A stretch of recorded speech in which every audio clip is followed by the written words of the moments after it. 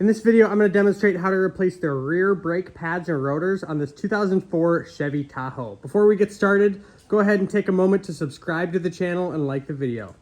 Let's get going. The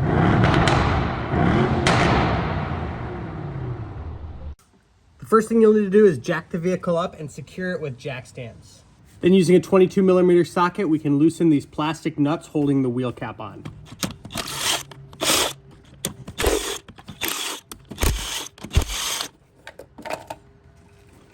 Now you can take all of the lug nuts off and remove the wheel and roll it out of the way. Now we're going to remove the caliper off of the caliper bracket. That's done with two 12mm bolts, one right here and one on the bottom. I'll start with the top one. This may spin. You might be able to just hold it by hand, otherwise you'll have to take a pliers and hold it on these flat spots.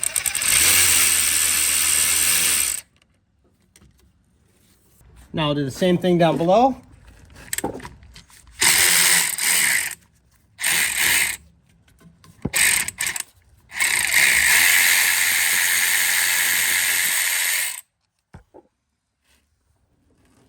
Now you can pry the caliper off of the caliper bracket.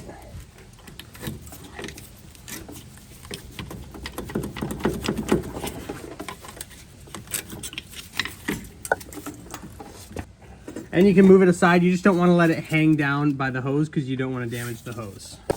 Now the old pads can come out.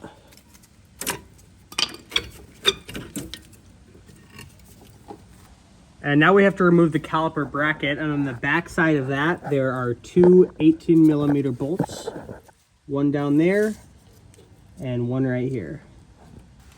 I use an 18mm socket and a breaker bar to try to get those loose.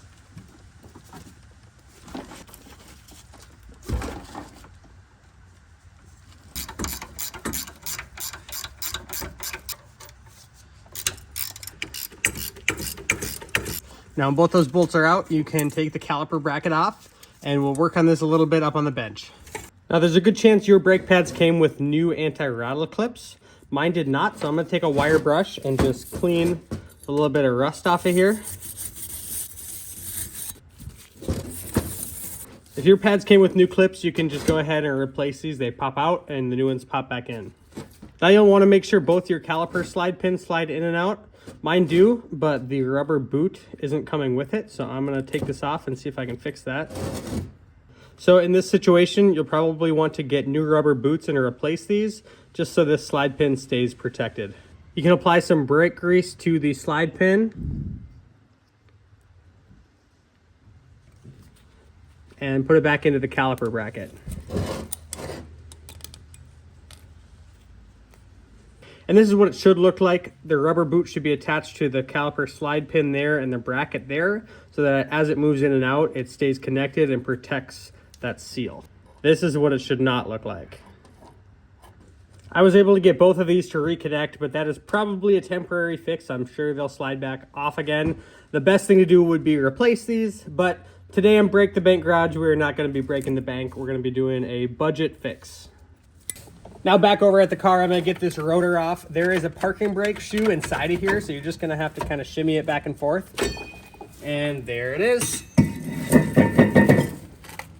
So this is actually the parking brake. It is a drum brake that goes inside of the caliper and shoe combo there.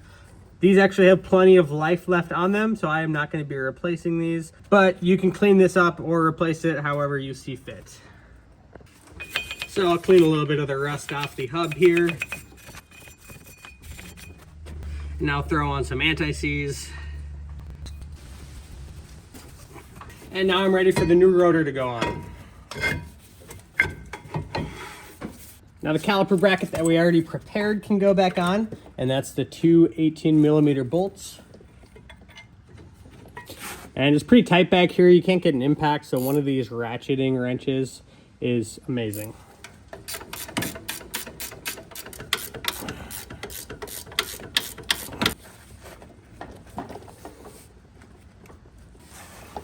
And on the new pads, you can put a little bit of brake grease on the ears here. That's going to be the contact surface. Just think about any spot that's going to be touching other metal is where you want to put grease. And those are going to slide in just like this. And the same on the back side. Now with our new pads, obviously this space is going to be too small because our new pads are thick and fresh and aren't worn down like the ones we took out. So we got to press these pistons back into the caliper. There's different ways to compress these. You can use a C-clamp, you can use a big channel lock pliers, you can try to do it by hand, whatever you want to do, but I have this thing from just a little Amazon cheapo dual piston caliper compression tool. This thing works really well with these dual piston calipers. And that's all it takes.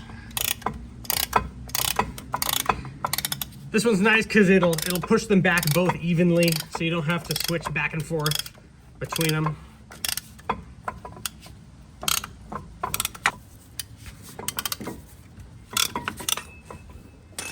So like I said a little bit ago, any metal to metal surface should get a little grease. So since these are going to be touching those pads right here and there, we're just going to put a little bit of brake grease on them. Oh, that's a little bit more than a little bit, but that's okay.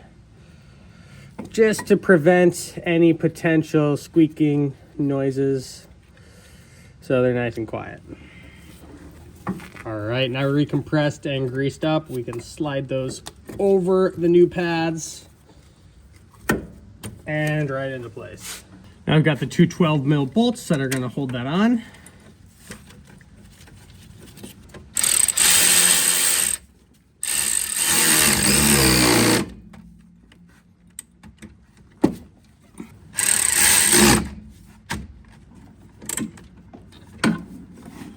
So now let's put the wheel back on.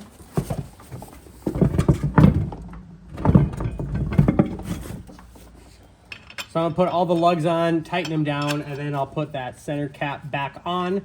And with that center cap, just the little plastic nuts on it, you don't wanna go too hard. It's best to just do those by hand.